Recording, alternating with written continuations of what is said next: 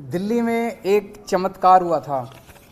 दिल्ली के लोगों ने एक ईमानदार सरकार बनाई। पहले दिल्ली में बिजली बहुत जाया करती थी। हम लोगों ने मेहनत करके 2-3 साल के अंदर सारा इंफ्रास्ट्रक्चर ठीक किया और दिल्ली के अंदर 24 घंटे बिजली आने लगी। अब कोई छोटी मोटी इधर उधर लोकल फॉल्ट की वजह से बिजली चली जाए तो चली जाए, नहीं तो अमूमन दिल्ली में अब 24 घंटे बिजली हर जगह आती है और दिल्ली में बिजली फ्री हो गई। हमने भ्रष्टाचार ख़त्म करके जो पैसे की लीकेज थी उसको रोक के खूब सरकारी पैसा बचाया और उस सरकारी पैसे से दिल्ली के लोगों को हमने सुविधा दी कि दिल्ली के लोगों को अब 24 घंटे बिजली मिलती है, फ्री बिजली मिलती है। ये केवल और केवल एक कट्टर ईमानदार सरकार की वजह से हुआ। दिल्ली में टोटल 58 लाख डोमेस्टिक कंज्यूमर्स हैं, 58 लैक्स। उसमें से 47 लाख कंज्यूमर्स को सब्सिडी मिलती है दिल्ली की। जो इसमें से 30 लाख ऐसे लोग हैं जिनके बिजली के बिल जीरो आते हैं। 58 लाख टोटल कंज्यूमर्स है, 47 लाख को टोटल सब्सिडी मिलती है। उन 47 लाख में से 30 लाख ऐसे हैं जिनके जीरो बिजली के बिल आते हैं और 16-17 लाख लोग ऐसे हैं जिनके आधे आते हैं। आप लोग जानते हैं भाई 200 यूनिट तक तो फ्री बिजली है और 201 से 400 यूनिट तक आधा रेट है। तो 16-17 लाख परिवार ऐसे हैं जिनके आधे बिजली के बिल आते हैं और 30 लाख ऐसे हैं जिनके फ्री जीरो बिजली के बिल आते हैं। कुछ लोगों की ये डिमांड थी, बिल्कुल सही डिमांड थी कि जी हम पे कर सकते हैं, हमें क्यों बिजली की सब्सिडी दी जा रही है। हमें ऑप्शन दी जाए कि हम पे करना चाहें तो करें, नहीं करना चाहें तो ना करें। हमारे ऊपर सब्सिडी क्यों थोपी जा रही है। ये बहुत सही बात है कि सबको ज़बरदस्ती सब्सिडी क्यों दी जाए। सब्सिडी उसी को मिलनी चाहिए जिसको ज़रूरत है। तो कुछ महीने पहले सरकार ने फैसला लिया था कि हम उन्हीं को सब्सिडी देंगे जो अप्लाई करेगा, जो मांगेगा, सरकार से कहेगा कि मुझे सब्सिडी चाहिए, उन्हीं को सब्सिडी देंगे। उस स्कीम को अब लागू करने जा रहे हैं। हमने कहा था कि 30 सितंबर तक ये पुरानी योजना चालू रहेगी। जिन जिन लोगों को, सब लोगों को सब्सिडी जो दी जा रही है, 1 अक्टूबर से उन्हीं को सब्सिडी मिलेगी जो मांगेंगे, अप्लाई करेंगे। तो अप्लाई करने के तरीके आज हम जारी कर रहे हैं। एक तरीका तो ये है कि अगला आपका जो बिजली का बिल आएगा, उस बिजली के बिल के साथ एक फॉर्म आएगा। वो फॉर्म भर के आप अपने डेजिग्नेटेड कलेक्शन सेंटर, जहाँ पे आप बिजली के बिल जमा कराने जाते हो, वहीं पे आप वो फॉर्म भर के वहाँ जाके अपना फॉर्म जमा करा दो और आपको 1 अक्टूबर के बाद भी सब्सिडी जारी रहेगी। दूसरा तरीका इलेक्ट्रॉनिक। मैं आज एक नंबर जारी कर रहा हूँ। इस नंबर पे आप मिस कॉल मारो। मिस कॉल मार के आपके पास एक SMS आएगा। उस SMS पे एक लिंक आएगा, उस लिंक पे क्लिक कर दो। आपके व्हाट्सएप के ऊपर एक फॉर्म खुल जाएगा, वो फॉर्म भर के भेज दो, आप रजिस्टर हो गए। ये नंबर है 7011311111, 5 बार 1। तो 701131 फिर 5 बार 1। इसी नंबर पे या तो मिस कॉल कर सकते हो या हाय लिख के व्हाट्सएप कर दो। हाय, HI हाय व्हाट्सएप कर दो। आपके पास फॉर्म आ जाएगा, फॉर्म भर के आप व्हाट्सएप पे ही भेज दो, आपका काम हो जाएगा। और ऐसे लोग, कई लोग ऐसे हैं जिन्होंने अपने के नंबर जो होता है, जो बिजली का जो नंबर होता है, वो उसके साथ उन्होंने अटैच किया हुआ है, अपना रजिस्टर करवाया हुआ मोबाइल फ़ोन नंबर। इन सारे लोगों को हम अपनी तरफ से भी ये भेजेंगे कि भाई जो लोग रजिस्टर करना चाहते हैं रजिस्टर करें। आपके फिजिकली फॉर्म देने से या रजिस्टर, इलेक्ट्रॉनिक रजिस्ट्रेशन करने के 3 दिन के अंदर आपके पास कंफर्मेशन आ जाएगा SMS से या ईमेल से कि भाई आप रजिस्टर हो गए हो और आपकी सब्सिडी लागू रहेगी। ये अब इस तरह से है। आज से आप ये सुविधा आप इलेक्ट्रॉनिकली आप करना चालू कर सकते हैं। इस नंबर पे मिस कॉल कर सकते हैं। मिस कॉल करके आपके पास फॉर्म आएगा, आप रजिस्ट्रेशन करना चालू कर सकते हैं। 31 अक्टूबर तक जितने लोग अप्लाई कर देंगे उनको 1 अक्टूबर से जारी रहेगी सब्सिडी। समझ गए? 31 अक्टूबर के बाद नवंबर में जो करेंगे फिर उनको अक्टूबर का बिल भरना पड़ेगा, उनको नवंबर के आगे की सब्सिडी मिलेगी। फिर दिसंबर में जो अप्लाई करेंगे उनको अक्टूबर और नवंबर का बिल भरना पड़ेगा, उनको फिर दिसंबर से आगे की सब्सिडी मिलेगी। तो जिस महीने में वो अप्लाई करेंगे उस महीने से उनको सब्सिडी मिलेगी। अगले महीने में करेंगे तो उनको पिछले महीने का बिल भरना पड़ेगा, अगले महीने से सब्सिडी मिलेगी।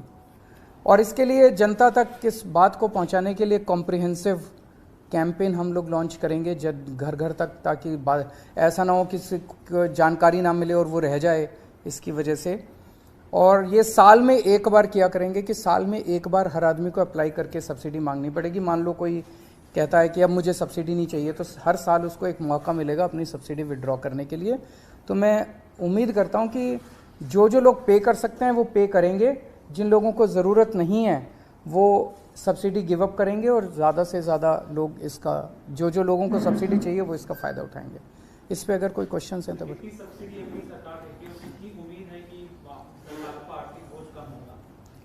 मेरे ख्याल से 3,000 करोड़ के करीब है टोटल सब्सिडी, सारा मिला के 3,000 करोड़ के करीब भी है, सब मिला सारी 3,000 करोड़ के करीब है।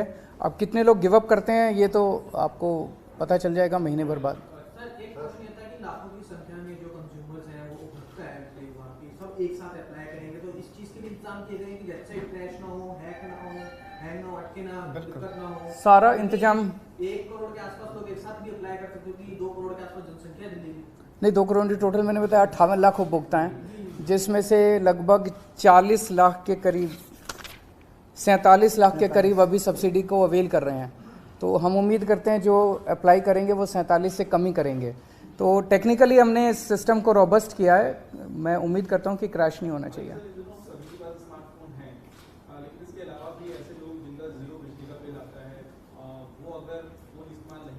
उनके पास वो भी कर सकते हैं, वो भी कर सकते हैं, कैंप भी लगा सकते हैं। अभी काफ़ी जनता के घर तक पहुंचने के लिए कई सारे प्लान किए जा रहे हैं, तो जनता उसको किसी भी तरीके से अप्लाई कर सकती है।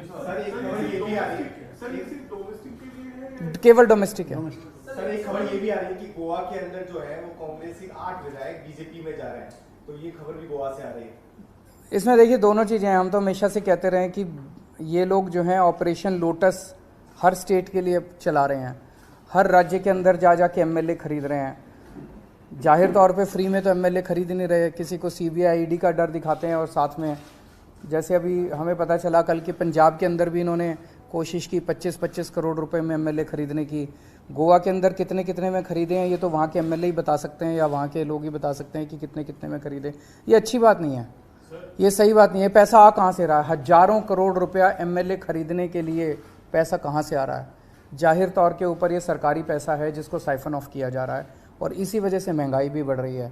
तो हम लोगों ने पहले भी आवाज़ उठाई थी कि महाराष्ट्र में इन्होंने यही किया, मध्य प्रदेश में यही किया, गोवा में अब दोबारा ये किया है, कर्नाटक में यही किया, आसाम में यही किया, अरुणाचल प्रदेश में यही किया, दिल्ली में इन्होंने कोशिश की, पंजाब में इन्होंने कोशिश की। ये अच्छी बात नहीं है। उनको नहीं अप्रोच किया गया। सर गुजरात में आप लगातार कैंपेन कर रहे हैं, किस तरह का रुझान वहाँ पे ग्राउंड पर देखने के लिए मिल रहा है पार्टी? बहुत अच्छा रुझान मिल रहा है। मैं देखता हूँ आप लोग भी सड़क पे जा के लोगों से पूछते हैं, सारी जनता कह रही है भाई इस बार आम आदमी पार्टी।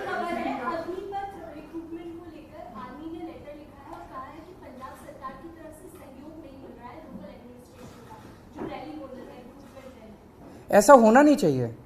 मतलब हमारे जो भी मतभेद रहे अग्निपथ को लेके, बट एक बार ही केंद्र सरकार ने लागू कर दी है, हम उसको पूरा सपोर्ट करेंगे। तो पंजाब का स्पेसिफिक क्या है इशू मैं एक बार ही पता करूंगा, बट हम पूरी तरह से सहयोग करेंगे, इसके स्कीम में भी सहयोग करेंगे, आर्मी का भी सहयोग करेंगे। एमसीडी के जो आने वाले इलेक्शन है उसके लिए ड्राफ्ट रिपोर्ट नया वार्ड का परिसीमन जारी किया गया है, उसमें काफी सारी डिस्क्रिपेंसी सामने आ रही है। कहीं 30,000 का वार्ड बना दिया, कहीं 90,000 का बना दिया है। इसको लेके आप लोगों की पार्टी की क्या रणनीति? ये अभी स्टडी कर रहे हैं, 1-2 दिन दीजिए, 1-2 दिन स्टडी करने के बाद ये पूरी की पूरी आप लोगों के भी सामने रखेंगे और हम कमीशन के सामने भी इसको रखेंगे। ऐसा मैंने कल एक प्राइमा फेसी जब नज़र मारी तो ऐसी कई सारी विसंगतियां हैं उसमें, तो उन्होंने पब्लिक फीडबैक के लिए डाला है, तो उसको हम भी स्टडी कर रहे हैं, बताएंगे। रिप्रेजेंटेटिव कांग्रेस के जीतते हैं, बाद में वो दूसरे दल में चले जाते हैं, ये लगातार कई राज्यों में देखा जा रहा है। दूसरा सर, आप भी कई राज्य में चुनाव में हैं, अपोजिशन ये कह सकती है कि पहले आपने फ्री बिजली का स्कीम दिया, अब आप अपील कर रहे हो कि जो लोग कैपेबल हैं वो पे करें। जो हमें तो जनता खुद ही कह रही है, हम तो सबको मौका दे रहे हैं। कई लोग हैं जैसे आप जैसे लोग हैं, वो कहते हैं जी हम तो पे कर सकते हैं, तो हमें सब्सिडी क्यों दे रहे हो? तो आपको ऑप्शन तो मिलनी चाहिए, ज़बरदस्ती किसी को सब्सिडी क्यों दी जाए? तो हम वापस थोड़ी ले रहे हैं, हम तो एक ऑप्शन दे रहे हैं, जो लेना चाहे ले, जो नहीं लेना चाहे सर, मतलब। आपने कहा गुजरात के रुझान बहुत अच्छे मिल रहे हैं, लेकिन आपकी जो विपक्ष है वो आप पर एक तस्वीर के जरिए निशाना साध रहा है, जिसमें आपको दिखाया गया कि ऑटो और चार्टर्ड प्लेन, तो उसको आप कैसे देख रहे हैं? क्योंकि विपक्ष लगा ये सब कुछ लेके आएंगे, अभी तो चिंता मत करो, अभी तो 3 महीने हैं। तरह तरह की फ़ोटो आएंगी, तरह तरह के वीडियो आएंगे, मुद्दे की बात करो उनसे। हम कहते हैं हम गुजरात की, दिल्ली में हमने बिजली फ्री कर दी, पंजाब में बिजली फ्री कर दी, अब गुजरात के लोगों को भी मिलनी चाहिए फ्री बिजली, क्यों नहीं मिलनी चाहिए? उन्होंने क्या कसूर किया? तो ये विरोध करते हैं। तो उनसे पूछो क्यों विरोध करते हैं, तो कहते हैं देखो केजरीवाल की ये फ़ोटो। फिर मैं कहता हूं कि हम आपके स्कूल अच्छे करेंगे, तो ये विरोध करते हैं, कहते हैं स्कूल अच्छे नहीं होने चाहिए गुजरात के। तो कहते हैं भाई स्कूल अच्छे हो जाने दो, क्या दिक्कत है? तो कहते हैं देखो केजरीवाल का ये वीडियो। ये यही करेंगे अभी तो देखो क्या क्या होता है। गुजरात में कांग्रेस भी चुनाव में है, लेकिन कांग्रेस पार्टी के अंदर क्या अंतर कला है कि उसके उम्मीदवार जीतते हैं फिर दूसरे दल में चले जाते हैं? ये तो पूरे देश में ही हो रहा है कि कांग्रेस अपने एमएलएज को बचा नहीं पा रही है। देखो दूसरी पार्टी जो है वो गलत कर रही है, एमएलएज को खरीद रही है। जनतंत्र के अंदर इस तरह से करोड़ों करोड़ों रुपए देके कोई किसी को 50 करोड़ में खरीद रहे हैं, किसी को 25 करोड़ में खरीद रहे हैं, ये जनतंत्र के लिए हानिकारक है, ये गलत है। तो जो ये लोग ऑपरेशन लोटस के नाम पे सरकारें तोड़ रहे हैं, ये गलत है। लेकिन गलती कांग्रेस की भी है, हमारे वालों को नहीं तोड़ पाए, दिल्ली में नहीं तोड़ पाए, अब पंजाब में नहीं तोड़ पा रहे। पंजाब में हमने सारे 10 एमएलएज को इन्होंने अप्रोच किया था, अभी 10 एमएलए जो हैं वो प्रेस कॉन्फ्रेंस करने वाले हैं थोड़ी देर के अंदर, जिन जिन को इन्होंने अप्रोच किया था। तो हम तो इनका भंडा फोड़ देते हैं, हम इनसे हमारे लोगों को ये अप्रोच। कांग्रेस वाले क्यों टूटते हैं, ये पूरा देश जानना चाहते हैं। एक पार्टी तोड़ रही है, मतलब एक तरह से बीजेपी ने तो ये कर दिया भाई वोट मिले ना मिले सरकार तो हमारी बनेगी, फिर तो चुनाव का भी कोई मतलब नहीं रह जाता, जनतंत्र का कोई मतलब नहीं रह जाता, संविधान का कोई मतलब नहीं रह जाता। इस तरह से अगर एमएलए खरीद के डरा के। चलो थैंक यू।